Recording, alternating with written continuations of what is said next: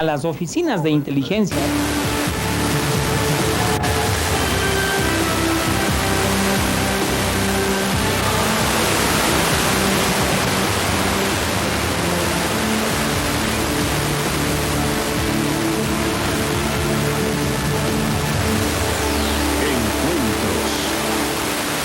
Bienvenidos a Encuentros, soy Tim White.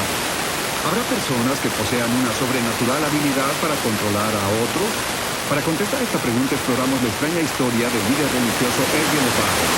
Erwin LeBaron tal vez no sea un nombre familiar, sin embargo los expertos opinan que es un sádico asesino que controla las mentes de sus adeptos aún ahora, 12 años después de su muerte. 27 asesinatos han sido perpetrados por la familia religiosa de Erwin LeBaron. Desde su muerte en 1981, los miembros de su secta dicen que LeBaron les envía órdenes homicidas desde el más allá a través de su libro El Libro de la Nueva Alianza. El investigador y periodista Scott Anderson, autor del libro Los asesinatos de las 4 en punto, ha hecho una profunda investigación a lo largo de los 18 años del caso LeBaron. Aunque Erwin murió en 1981, su historia continúa y es cada día más extraña y más sangrienta a pesar de su muerte. Encuentros investiga si los dirigentes religiosos como Erwin LeBaron poseen poderes sobrenaturales. ¿Qué esconde el misterio del control mental? ¿Por qué algunos se olvidan de la razón para seguir a un líder religioso irracional? Nos sentimos impactados y llenos de ira cuando uno de esos dirigentes comete sus infames crímenes. ¿Por qué tanta gente se siente atraída por estos cultos y sus miembros se someten a las órdenes de un líder como Charles Manson, Jim Jones o Erwin LeBaron? Presentaremos un reportaje especial sobre la secta LeBaron en este programa. Pero primero veamos cómo el control mental también puede utilizarse con fines positivos. Existen personas que dicen poseer una energía interior que les permite realizar tareas sobrehumanas. Los científicos dudan, no pueden explicar el origen de estos misteriosos poderes. Este fenómeno no es exclusivo de Occidente. En casi todas las culturas del mundo hay personas que parecen tener poderes sobrenaturales. ¿Cómo es posible soportar el dolor que provocan estas agujas y estas varillas? ¿De dónde viene el poder que le permite a este hombre tirar solo de un avión? Cuando vemos esta clase de fenómenos que no se entienden, los consideramos mágicos. Al comprenderlos les llamamos ciencia. Es importante que los científicos los observen con mayor detenimiento. Si una sola persona puede hacerlo, se demuestra que es posible. Descubrimos en Rusia a un hombre cuyas habilidades sobrehumanas van más allá del control mental sobre el cuerpo. Valery Lavrenenko es reconocido en su patria como un verdadero superhombre. Sus capacidades traspasan las fronteras de lo aceptado como humanamente posible.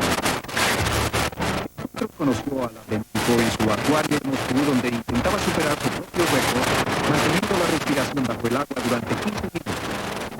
Él cree que sus habilidades se iniciaron con un hecho paranormal durante su niñez. Valery Lavrenenko nos comenta: durante unas vacaciones, cuando era un niño, unos amigos y yo jugábamos en el bosque.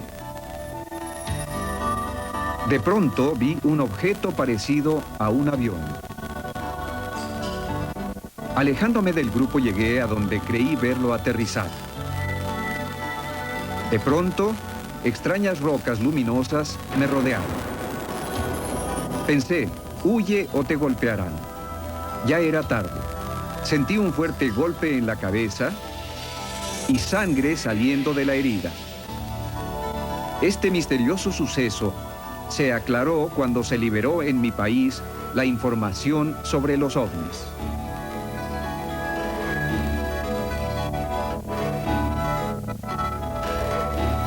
Lavrenenko cree que fue esta experiencia la que le dio sus poderes sobrehumanos. Lleva 2 minutos y 10 segundos bajo el agua. Lavrenenko y sus constantes compañeros, su esposa Natasha y su hijo Edward, fueron invitados por Encuentros a Moscú para que un grupo de médicos investigadores los conocieran. Aquí el equipo observó lo que aparentan ser impulsos eléctricos que brotan de una aguja. El mismo tipo de energía parecía fluir de su índice al quemar el periódico. Los observadores comentan: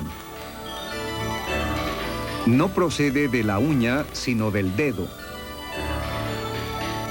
de lo profundo de su ser.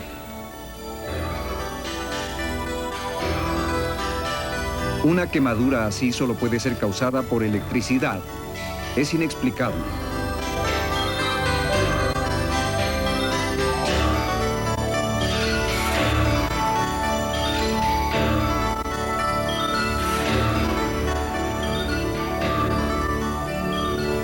Cuatro minutos 50 segundos. En las afueras de Moscú, Labrenenko demostrará tanto su fuerza como su resistencia. Los investigadores no creían que un solo hombre pudiera mover un tren de 30 toneladas en pendiente, y mucho menos como pensaba hacerlo. Una proeza jamás vista antes por el equipo. Encuentros recomienda precaución y no realizar este experimento a título personal.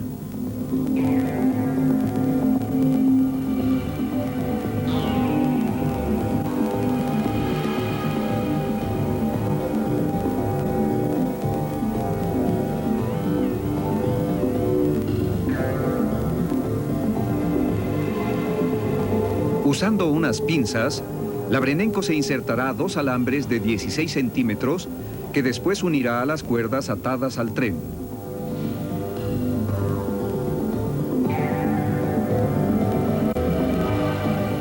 En principio no puede mover el tren.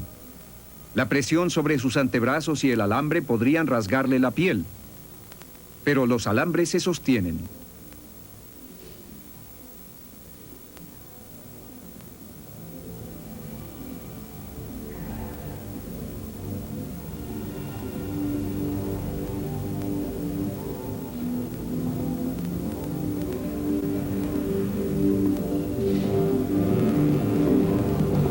Aunque está tirando de un peso enorme, Labrenenko sangra escasamente y los alambres permanecen intactos.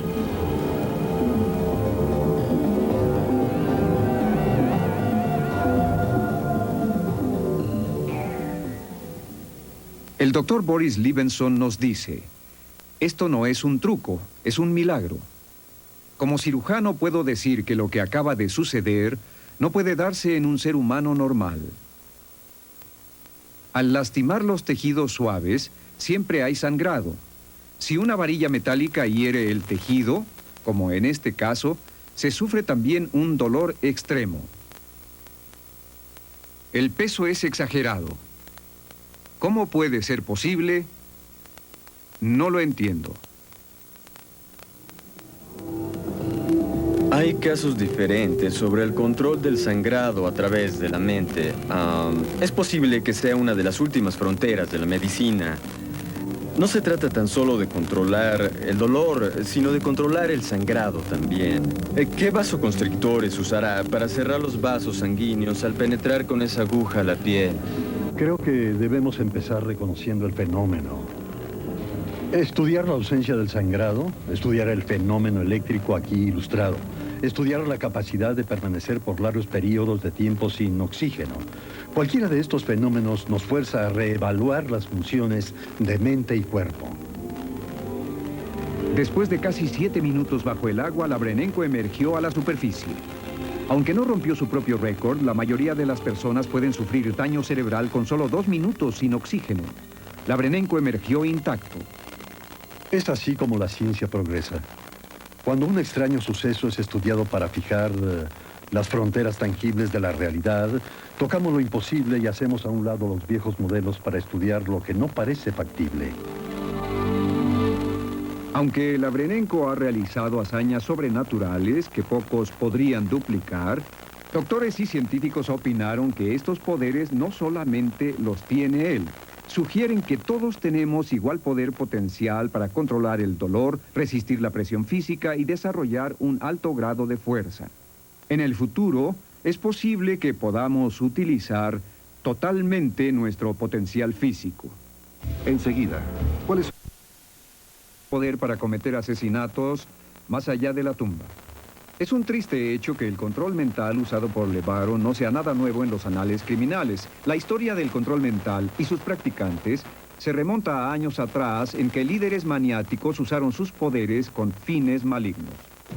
Se calcula que en Estados Unidos existen por lo menos 500 cultos religiosos. Aunque cuentan con devotos miembros, algunas sectas son peligrosas. Mortales, tal vez. Durante los primeros 30 años de su vida, Peggy Hill dice que una misteriosa fuerza la mantuvo cautiva dentro de su propia familia.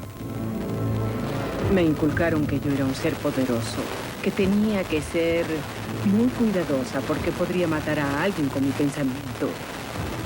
Esa es una carga bastante pesada para una niña, y yo sufría mucho por eso. A través de terapia, Peggy ha recordado una espeluznante niñez, cuando era forzada a participar en rituales satánicos con otros miembros del culto. Me sacaban de la cama a la mitad de la noche para ir a una ceremonia lunar. Mi madre me hacía participar en un ritual de 48 horas en un observatorio rodeada de extraños. Ahí estaba yo, desnuda, una pequeña niña. Los expertos estiman que el control mental está influyendo sobre unos 20 millones de personas de diversas religiones. ¿Cómo es que los líderes religiosos controlan a sus víctimas? ¿Es solo el débil quien sucumbe? ¿O todos estamos expuestos al control de estos dirigentes? ¿Y cuál es la fuente de este poder? Algunos insisten en que su poder es de carácter sobrenatural. Otros creen que la falta de sueño, la hipnosis, los ejercicios monótonos y el aislamiento de la víctima les permite tomar control sobre su mente. La doctora Margaret Singer, profesora de psicología en la Universidad de Berkeley en California, ha investigado durante 40 años el lavado de cerebros. Es también una de las más reconocidas expertas en control mental. Todos somos susceptibles de ser reclutados por algún culto y vernos expuestos a sus programas de control mental. No todos los reclutados o los sometidos al control mental permanecen en el culto por largo tiempo, pero todos somos vulnerables y no hay que hacer mucho para convencer a la gente para que ingresen. Por el contrario, solo se les habla dulcemente y esa engañosa dulzura los invita a participar y unirse al grupo. El poder del líder religioso puede ser tal que sus adeptos sean capaces de cualquier cosa, incluyendo el asesinato, con tal de satisfacer los deseos de quien creen es aún más poderoso que Dios. Tuve que testificar en el juicio de una lideresa que había cumplido órdenes al pie de la letra. Para que el niño se sometiera, para que el niño se rindiera. Lo golpearon durante 2 horas y media. El niño falleció. Sus padres lo mataron y cuando los entrevisté, sentían remordimiento y sabían que cargarían con esto por toda la vida. En 1967, a los 19 años, Dennis Ehrlich se unió a un buen fundado y conocido culto. Escapó con su familia después de 15 abrumadores años, pero no antes de ascender el escalafón de poder dentro del culto. Ingresé siendo un muchacho desorientado, pero simpático, ese tipo de persona incapaz de matar ni una mosca. La vida me había golpeado y yo siempre había resistido. Salí convertido en un tipo... alguien que inducía a las personas a hacer cosas indebidas. ¿Comprenden a lo que me refiero? Manejaba su cerebro, las manipulaba. Eso era justamente lo que yo hacía. Tenía bastante poder dentro de la organización, como la de un ejecutivo de control de calidad en el lavado de cerebros. Yo me aseguraba de que este lavado de cerebros fuera estándar. Lo peor eran los secuestros y el brutal trato que se daba a la gente en los oscuros rincones de un edificio donde a 5 o 6 personas se les obligaba a confesar ciertos delitos. El castigo mental que se les aplicaba era tremendo. Cuando Dennis se opuso, fue sometido a un severo castigo. Me encerraron en un sótano del Hotel Fort Harrison, en Clearwater, Florida. Pasé ahí 10 días. Un lugar en el que solo un loco tendría sus víctimas para hacer de ellas lo que quisiera. Un espantoso lugar de encierro. Finalmente, Dennis tuvo el valor de escapar con su familia de un culto al que había entregado los ahorros de toda una vida. Un culto al que había considerado su hogar durante 15 años. No habría podido escapar de esa situación a la que había arrastrado a mi familia de no haber sido por algo dentro de mí que me decía, no puedes dejar que tus hijos vivan lo que tú estás dispuesto a vivir. Dennis considera que el apoyo que recibió de la cadena de previsión de cultos salvó su vida y la vida de sus familiares. Uno de los directores de la cadena es Patricia Ryan. Mi padre, el congresista Leo Ryan, fue asesinado por los miembros del templo de la gente de Jim Jones en 1978 en Johnstown, Guyana. Ese es el incidente que la mayoría de las personas asocia con el peligro de las sectas. Pero no fue sino hasta 5 años después que me involucré con la cadena de prevención de cultos, cuando mi hermana se unió a un grupo después del asesinato de mi padre. Desde entonces, Patricia Ryan ha dedicado su vida a ayudar a la recuperación de quienes han sido víctimas de los efectos del control mental usado en el templo de la gente y otros cultos. Es asombroso lo que una persona puede hacer para lograr la aprobación de otro, sobre todo cuando se es débil o no se da cuenta de lo que está sucediéndole. Puede llevarlo a realizar cosas que usted no sería capaz de hacer ni en 1.000.000 de años. Este culto es un infierno. Solo quiero prevenir a las personas para que se mantengan alejadas de esto. Desperdicié 25 años de mi vida, 15 en el culto y 10 más recuperándome. Tuve que reanudar mi vida siendo una nueva persona. Como una sociedad debemos estar conscientes de que este fenómeno vive y cada día es más fuerte y más peligroso. Estar alerta es el primer paso para eliminar estos cultos. Hasta que encontremos la forma de neutralizar la influencia de los líderes, seguirán siendo un peligro. La verdad, si pudiera cometer nuevos asesinatos, nadie estaría vivo ya.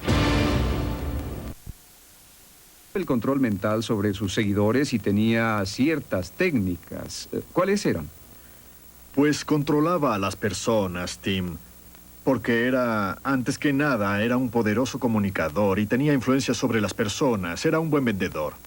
Separaba a la gente de la sociedad una vez que los había convencido de que él tenía razón. Por lo tanto, todo cuanto recibían procedía del culto o de él, jamás del exterior. Entonces los conducía a una cierta paranoia, haciéndoles creer que el enemigo estaba afuera esperándolos y que él era su única protección.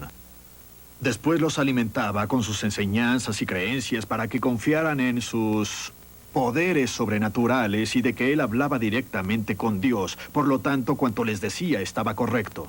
Ervil LeBaron no fue el único líder que declarara que sus poderes eran sobrenaturales. ¿Conoce usted esta tendencia en algún otro líder? Sí, en los recientes estudios que he hecho sobre diversos grupos, Jimmy Jones fue uno de ellos. Pueden ustedes ver hasta dónde condujo a su gente, los separó y los concentró en Guyana. Charles Manson aisló a su grupo en el rancho Spawn. ¿Ha terminado el culto LeBaron? Creo que ha sido neutralizado hasta el momento. Hay aún 2 individuos, 2 fugitivos, Aaron LeBaron y Tarsel LeBaron, quienes tal vez vivan en México. Son seres peligrosos, en mi opinión, y pueden tener una cierta influencia sobre los adeptos. Pero como lo mencioné, tal vez hayan sido neutralizados ya. Tengo la esperanza de aprender y procesar a estas 2 personas, lo que me parece será el golpe final al culto. Teniente Forbes, gracias por habernos acompañado. Gracias a ti. En unos momentos volveremos con más encuentros para la escritura fantasma en fotografías instantáneas. Bien, hemos continuado las investigaciones buscando respuestas que nos aclaren las causas de este fenómeno.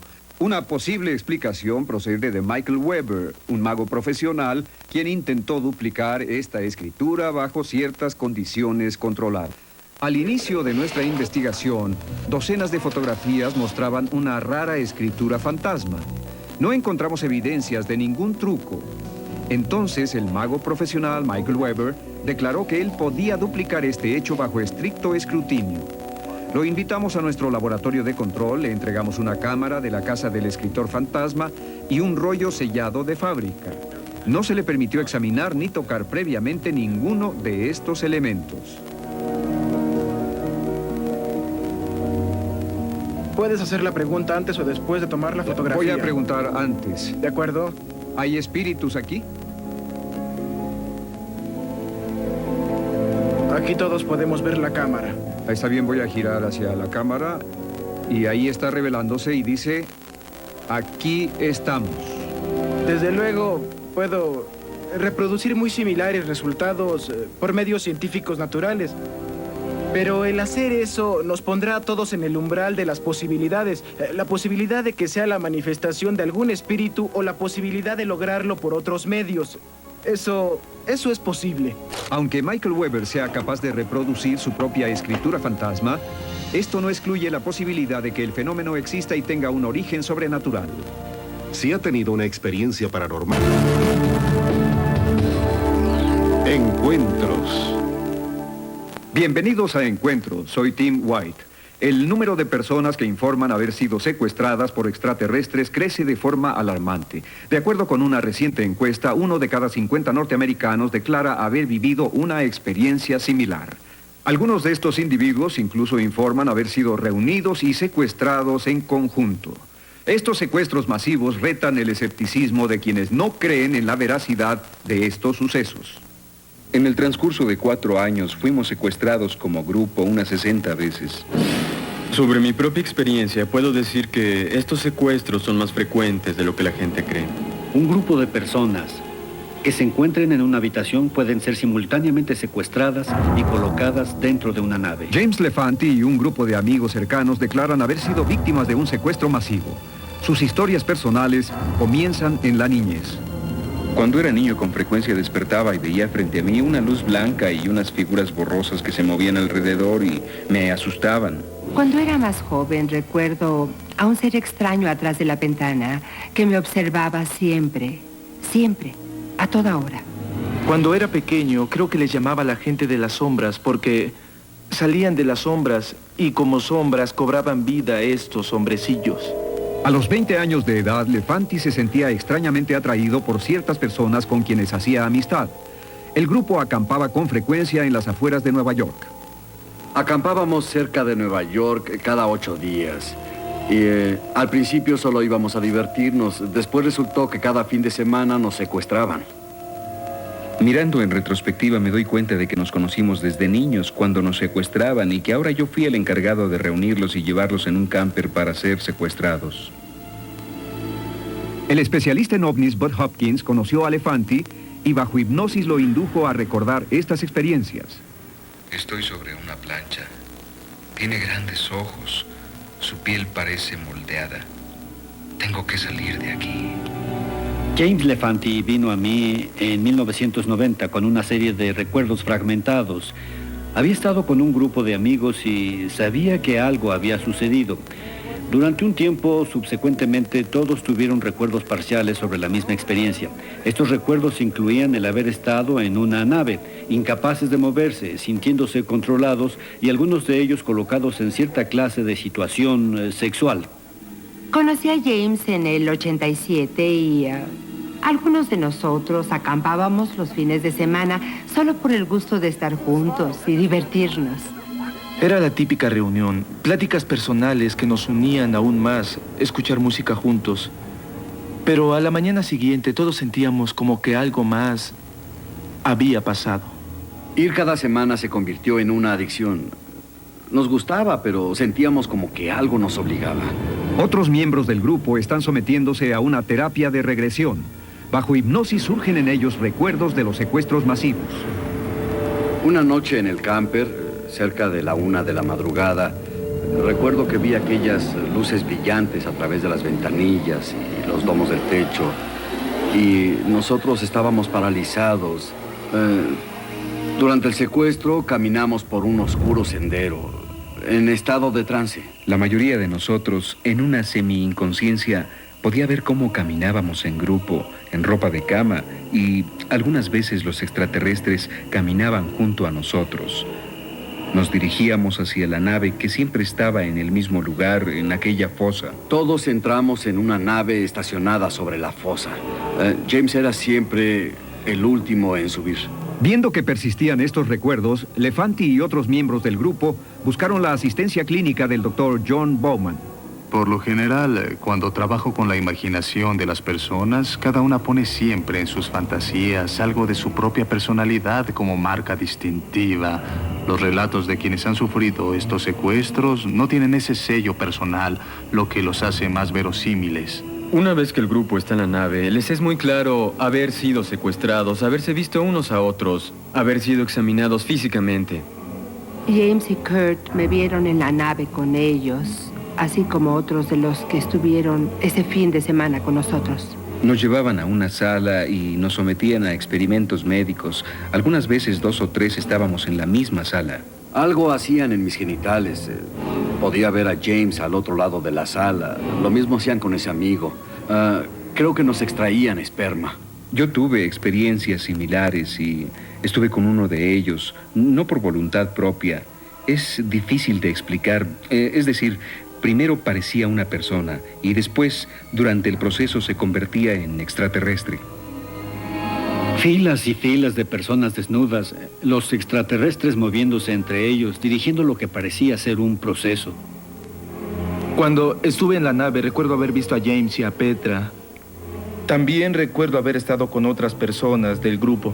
Hay un gran interés por parte de los extraterrestres en la reproducción humana, esperma, ovarios, ADN, así como también en la sexualidad humana. Estoy seguro de que necesitan nuestros genes para propagar su especie. No es raro escuchar en los casos de secuestros masivos que los individuos, miembros del grupo, son obligados a copular entre ellos o con los extraterrestres. Durante algunos de los secuestros se daban situaciones sexuales. Ellos formaban parejas, es decir, entre los miembros de nuestro grupo o con los de otro. Era algo como echado al azar, tal vez una persona diferente cada vez. Podían ser las esposas de unos con los esposos de otras. Intercambiaban a las parejas y solo para experimentar diversas situaciones sexuales con ellos. Estas situaciones han sido relatadas por muchos de los secuestrados. Dicen, nos están estudiando, están analizando nuestra sexualidad, nuestras emociones y las están utilizando con un propósito definido, como núcleo de sus experimentos. Esta experiencia no es privativa de ciertos niveles culturales o socioeconómicos. Se maneja un amplio espectro. Su naturaleza es global y probablemente uno de los más velados temas de salud mental en nuestro país. Al trabajar con el grupo de James y otros secuestrados, mi experiencia es que estas personas han sido traumadas por un hecho verdadero y presente en sus vidas. Sus perfiles psicológicos delatan esta experiencia traumática como algo real. No es algo fabricado ni imaginado, es algo... Burle de nosotros. Existe aquí un extraordinario fenómeno. Es irresponsable ignorarlo. Un extraordinario fenómeno como este requiere de investigaciones extraordinarias. Somos un buen grupo. Nuestra amistad es fuerte. Solo espero que algún día podamos entender lo que sucede, comprender por qué nos escogieron a nosotros y que a la larga sea por una buena causa. Una autoridad en el tema de los secuestros extraterrestres aceptó nuestra invitación. El profesor de la Universidad Temple, David Jacobs, autor del libro Vida Secreta, Relatos sobre secuestros extraterrestres. Ha sido investigador de ovnis durante 25 años. Doctor Jacobs, a lo largo de varios años usted ha estudiado este fenómeno. ¿La idea de secuestros múltiples es algo nuevo? No, los secuestros múltiples han existido siempre. El primero que llamó la atención pública fue el caso de Barney Betty Hill, que se considera múltiple. Y de vez en cuando se dan secuestros masivos de 6, 7 y 8 personas, y a veces algunas más. ¿Es cierto que las personas solo recuerdan una experiencia múltiple o individual estando hipnotizadas y que por lo tanto pueden ser influenciadas de alguna manera? La mayoría de los relatos han surgido bajo hipnosis. Sin embargo, un significativo número de personas lo han recordado directamente sin ninguna ayuda hipnótica. Lo que no debe restar mérito al hecho de que una hipnosis bien manejada y contando con los conocimientos apropiados del fenómeno es una herramienta que ayuda a liberar los recuerdos reprimidos. Usted es un respetable profesor universitario y para la mayor parte de las personas esto es increíble. ¿Por qué está usted involucrado? Aunque usted está en lo cierto, Tim, y este fenómeno rebasa las creencias de nuestra sociedad, creo que a pesar de encontrarse en los linderos de la credibilidad, es algo que debemos estudiar. Algo potencial y de extrema importancia, de gran impacto para quienes lo han vivido y por tanto algo que no podemos ignorar. ¿Hay características específicas para que algunas personas sean elegidas y otras no? ¿Hay forma de saber si se es elegible? Bien, quienes han sido secuestrados por lo general lo han vivido desde su infancia y así será hasta su vejez, sin saber cuándo se detendrá. La mayoría de los secuestrados han vivido una serie de experiencias fuera de lo normal a lo largo de sus vidas. No siempre saben lo que les ha sucedido, pero sí entienden que son cosas que no les suceden a todos. Y, creemos que existen también personas que han vivido un secuestro extraterrestre y sin embargo jamás se han percatado de ello. ¿Usted ha sido secuestrado? No, jamás. Y por lo que conozco de este fenómeno, no tengo el menor deseo de serlo. Dr. Jacobs, muchas gracias. Gracias, Tim. Volveremos con más encuentros. La área pendiente de ser explorada es la mente humana. A pesar de todos los avances de la medicina moderna, es muy poco lo que sabemos sobre el potencial de la mente. Una de las formas en que los científicos pretenden saber más es estudiando las mascotas. Los animales parecen tener ciertos poderes psíquicos todavía inexplicables. Ciertos animales pueden ser de gran ayuda para quienes padecen epilepsia, un cuadro caracterizado por incontrolables convulsiones. En el oscurantismo se creía que la epilepsia era obra del demonio. Hoy se han abandonado esas ideas acerca de la influencia satánica. Aunque siguen existiendo una serie de misterios asociados a la enfermedad, médicos expertos han dirigido su atención hacia la capacidad que muestran ciertos perros para ayudar en este padecimiento neurológico. Angie Barnum ha constatado sin lugar a duda estos poderes. Durante los últimos 10 años, Shiva, la perra de Angie, la ha prevenido antes de que se le presente una amenazadora convulsión. Se pasea y gime o salta sobre mí si no le pongo atención. Es constante, siempre sabe.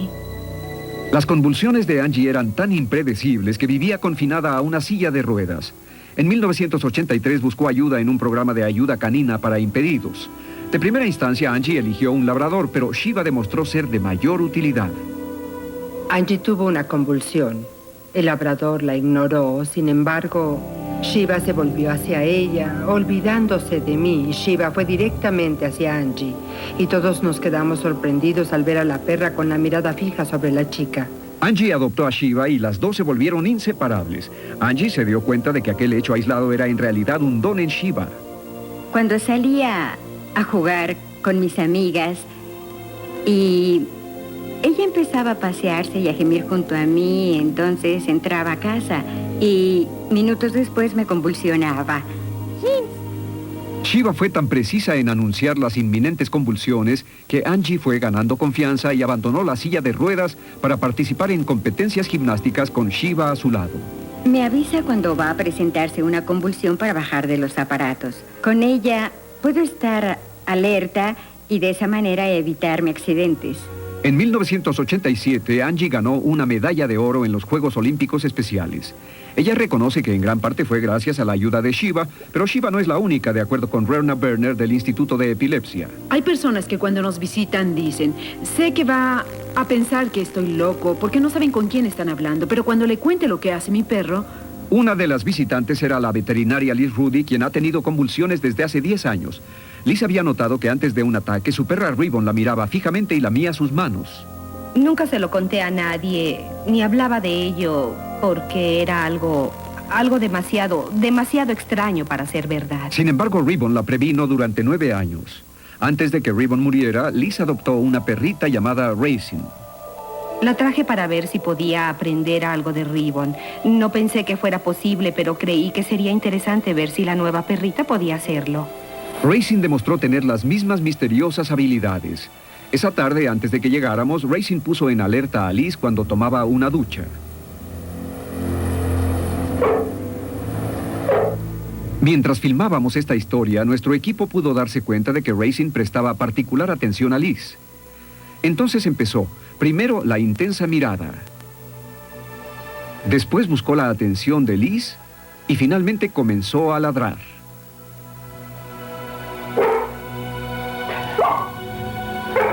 Los ataques de Liz no son violentos. Más bien ella parece fugarse de la realidad por algunos minutos. Racing instintivamente se mantiene a su lado, protegiéndola durante el episodio. ¿Posee Racing esa singular habilidad para predecir una convulsión o es Liz quien le envía mensajes preventivos?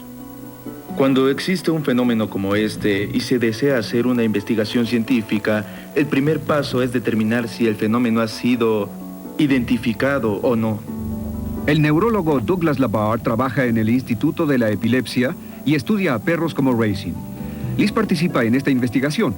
Aquí la vemos durante un monitoreo cerebral para detectar una futura convulsión. El instituto está llevando a cabo estadísticas sobre aquellos pacientes que padecen convulsiones y son dueños de mascotas. En un buen número se han obtenido resultados del comportamiento preventivo de los animales. Algunos expertos especulan que los perros son capaces de detectar una convulsión gracias a su agudo sentido del olfato o por medio del lenguaje corporal de sus amos. Pero, entonces, ¿por qué solo ciertas razas de perros pueden detectarlos? El especialista en comportamiento animal, Peter Boschelt, está estudiando este fenómeno. Si pudiéramos aprender lo que un perro es capaz de hacer para captar las señales preconvulsivas, entonces podríamos hacer una selección y definir si es una característica de raza para elegir entre los que son útiles y los que no lo son. A ver, ¿dónde está Jessie? A los 10 años de edad, Jessica Lindgren sufre hasta 5 convulsiones por semana. Su madre Leslie ha estado entrenando a su perra Trina para que ayude a Jessica durante sus ataques. Creo que es muy importante que investigadores y neurólogos puedan abrir sus mentes a algo más allá de los medicamentos, las visitas al consultorio o las pruebas. Creo que es sensacional. Jessica no necesita de la ciencia para explicar por qué su perra es especial. Hago así. Entonces Trina lame mi cara y... así. Después, bueno, esa es su forma de decirme, todo está bien, Jessica. ¿Existe alguna conexión paranormal entre estos perros y sus amos epilépticos? Los médicos responderían no. Sin embargo, no pueden explicar el por qué. Es un misterio inexplicable para la ciencia.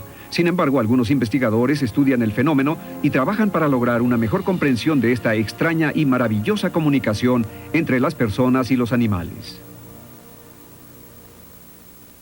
Una de las tragedias que sufren quienes padecen epilepsia es el aislamiento porque la mayoría teme ver una inesperada convulsión.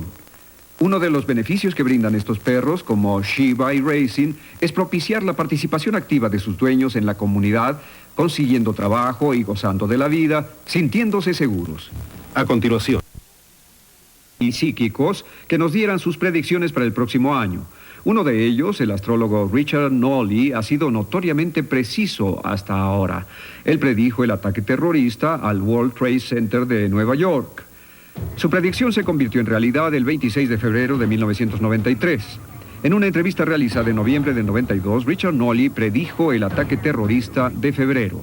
Va a ser algo más, una situación de tipo terrorista, pero va a ir más allá de lo que hemos visto en el pasado.